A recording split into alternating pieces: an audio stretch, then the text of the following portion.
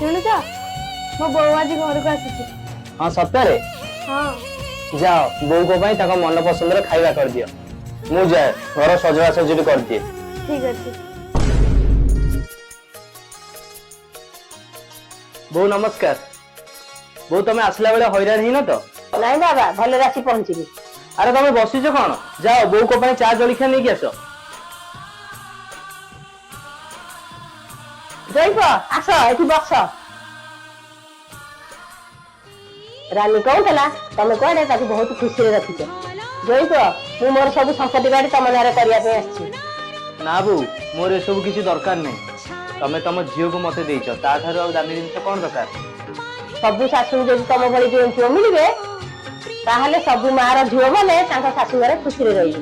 जुआई मन रे पुओ बड़ी हृदय रहा मनुष्य भाग्य थे मिले। वीडियो जदि भल लगा कमेंट रे जय जगन्नाथ लिखंतु।